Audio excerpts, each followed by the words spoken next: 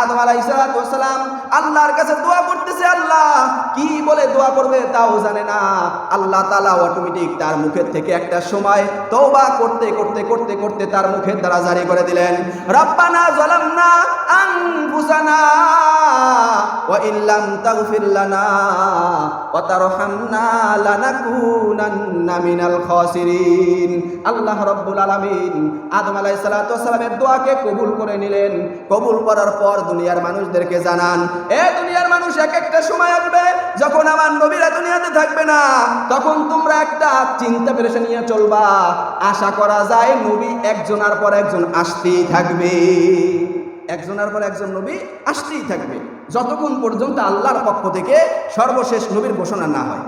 কিন্তু আমার আপনার নবী মুহাম্মদুর রাসূলুল্লাহ সাল্লাল্লাহু আলাইহি সাল্লামের পবিত্র জবান থেকে আল্লাহ রাব্বুল আলামিন নাযিল করছেন, আনা খাতামুন নাবিয়্যিনা লা নাবিয়্যা বাদি, আমি হলাম সর্বশেষ নবী, আমার পরে আর কোনো নবী আসবে না। বর্তমানে আপনারা জানেন সম্প্রদায় আছে একটা আহলে কাদিয়ানী সম্প্রদায়, নাম কি? কাদিয়ানী সম্প্রদায়। এরা বলে যে আল্লাহ রাসূলের পরেও একজন নবী আছে, সে হলো গোলাম আহমদ কাদিয়ানী। বলেন নাউজুবিল্লাহ।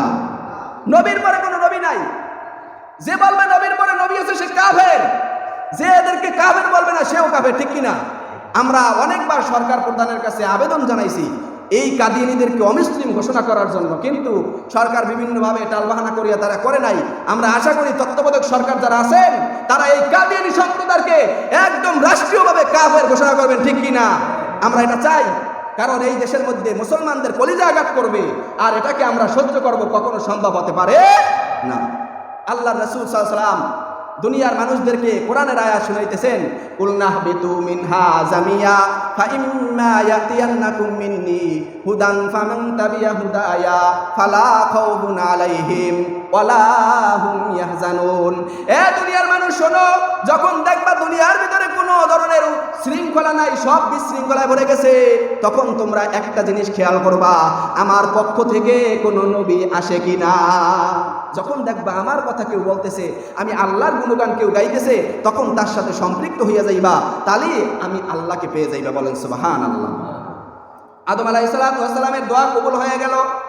আল্লাহ রাব্বুল আলামিন আদম আলাইহিস সালামকে আল্লাহ তাআলা নবী রাসূল প্রেরণ করলেন, আদমকে নবুয়ত দান করলেন। আদম, তুমি আমি আল্লাহর গুণগান দুনিয়ার মধ্যে ছড়ায় দাও। আদম আলাইহিস সালাম মানুষদেরকে ডাক দিয়ে বলে, ইয়া আইয়ুহান নাস কুলু লা ইলাহা ইল্লাল্লাহ, হে মানুষ তোমরা সবাই বলো আল্লাহ ছাড়া কোনো মাবুদ নাই। এই এলান আদম থেকে শুরু হয়ে গেল। আদম আলাইহিস সালাম দাওয়াত দিতেছেন। এরপরে আল্লাহ বলেন, যারা এই নবীদের অনুসরণ করবে তারাই হেদায়েত পেয়ে যাইবে, তাদের কোনো ভয় নাই, কোনো চিন্তা নাই। আল্লাহ বলেন, লা খাউফুন আলাইহিম ওয়ালা হুম ইয়াহজানুন। বলেন সুবহানাল্লাহ। এর মানে পাইলাম জমিনের ভিতরে সব মানুষ পেরেশানির মধ্যে পড়ে যাবে, কিন্তু যারা নবী রাসূল এদের অনুসরণ করবে তাদের কোনো ভয়ও নাই, কোনো চিন্তাও নাই, ঠিক কিনা? যারা নবীর অনুসরণ করবে, রাসূলের অনুসরণ করবে, আল্লাহ রাব্বুল আলামিনের কোরআনের, আল্লাহ রাব্বুল আলামিনের কিতাবের অনুসরণ করবে, তাদের কোনো টেনশন আছে? মুফাসসিরিনে কেরাম ব্যাখ্যায় বলেন, দুনিয়ার ভিতরে আল্লাহ তাআলা 1,24,000 পয়গম্বর পাঠাইছেন। বলেন সুবহানাল্লাহ। অন্য এক বর্ণনায় আছে 2,24,000। এখন কোনটা সহি একমাত্র আল্লাহ রাব্বুল আলামিনই ভালো জানেন।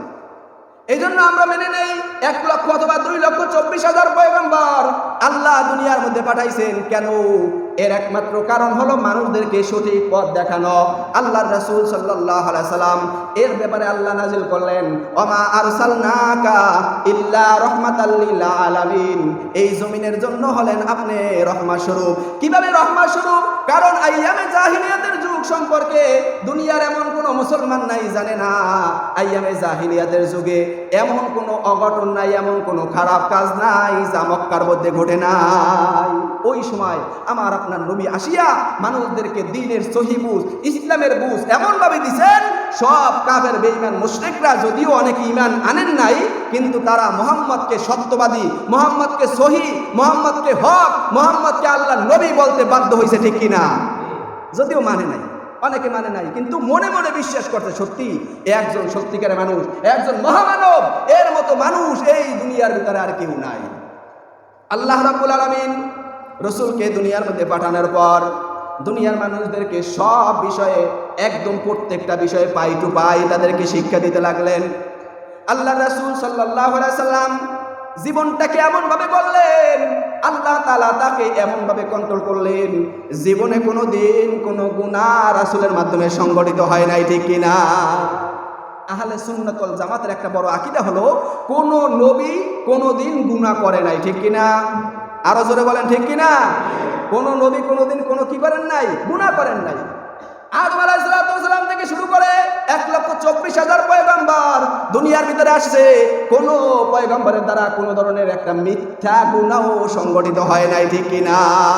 এ দুনিয়ার মুসলমান, আপনারা জানেন হযরত ইউসুফ আলাইহিস সালামকে যখন জুলাইখা বিভিন্ন ধরনের ফুসলাইয়া ফাসলাইয়া তার একটা কক্ষের মধ্যে নিল, নেওয়ার পরে সেখানে কি কোনো খারাপ কাজ করাইতে পারছে কি?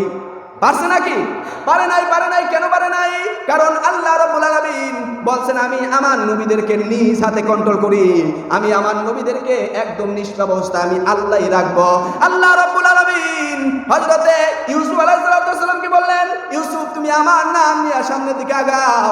ইউসুফ আলাইহিস সালাম দরজা বন্ধ তালা দেওয়া যুক্তিতে ধরে জীবনেও খুলবে না, কিন্তু আল্লাহর ভালোবাসা আল্লাহর মোহাব্বত নিয়ে যখনই সামনে দৌড় দিল, দরজাগুলো টাস টাস করিয়া ভাঙ্গিয়া গেল। বলেন সুবহানাল্লাহ। আল্লাহ তাআলা এটার দ্বারা বুঝাইলেন আমার নবীদেরকে আমি নিজ হাতে কন্ট্রোল করি, আমার নবীরা সামান্য পরিমাণে কোনো গুনাহ করে না, তাদের জিন্দেগিতে কোনো গুনাহ নাই, কোনো গুনার ইচ্ছাও তাদের জাগে নাই, জাগলেও আল্লাহ অটোমেটিক সাথে সাথে তাদেরকে কন্ট্রোল করে ঠিক করে দিয়েছেন। আমার আপনার নবী মুহাম্মদুর রাসূলুল্লাহ সাল্লাল্লাহু আলাইহি সাল্লাম যখন মক্কার মধ্যে আগমন করলেন, আল্লাহ তাআলা নবী আকরাম সাল্লাল্লাহু আলাইহি সাল্লামকে মক্কাবাসীর জন্য একটা সুন্দর ব্যবস্থাপনা করলেন। আল্লাহর নবীকে আল্লাহ তাআলা রহমত শুধু বানাইছেন।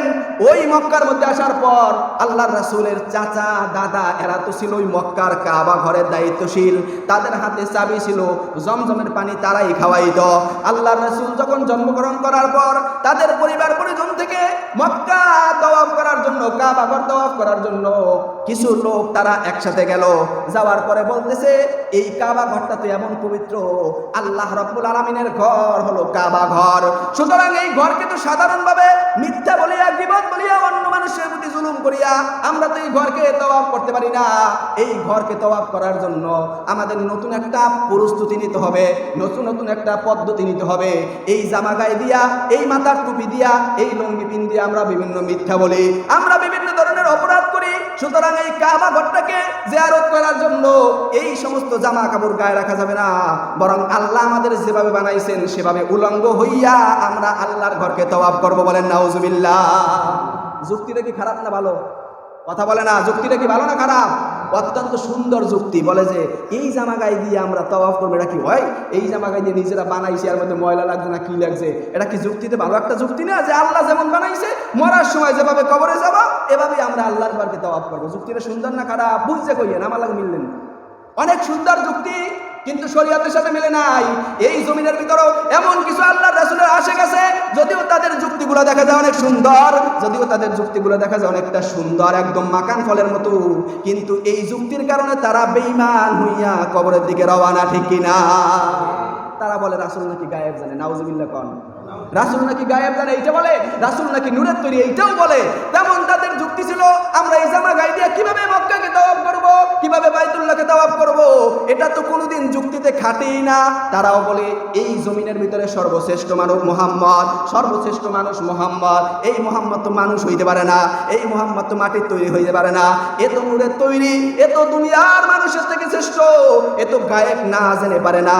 সুতরাং তাদের যুক্তিটা যদিও দেখায় অনেক সুন্দর, কিন্তু এই যুক্তির কারণেই বান্দাগুলো জাহান্নামের দিকে চলে যাবে, ঠিক কিনা? এরা আল্লাহর গোলাম আল্লাহর রাসূলকেও বলল মুহাম্মদ আমাদের এলাকার মধ্যে তো নিয়ম এইটা যে কাপড় চোপড় খুলিয়া উলঙ্গ হইয়া মক্কা তাওয়াফ করতে হবে, বাইতুল্লাহ তাওয়াফ করতে হবে। আল্লাহর রাসূলের কাছে যখন সংবাদ পৌঁছানো হলো, আল্লাহর রাসূল লজ্জায় সাথে সাথে বেহুশ হয়ে গেলেন। বলেন সুবহানাল্লাহ। বেহুশ হয়ে গেছে আল্লাহর রাসূল। এখন হারা কয় আরে ওই মোহাম্মদ লই কেরা টানাটানি করে, কেউ তো জানে না এত নবী হইবে, সবাই হারা লই টানাটানি সুস্থ মানুষ, আরে গুল্লা হইয়ে তো আমরা নিজেরা তাওয়াফ করে হারা ল্যাংড হয়ে তাওয়াফ করা শেষ। আল্লাহ রাসূল সজাগ হয়ে দেয়, সব তাওয়াফ করে চলে গেছে। আল্লাহ রাব্বুল আলামিন আমার আপনার নবীকে উলঙ্গ করেন নাই, তাকে হেফাজত করছে। বলে সুবহানাল্লাহ।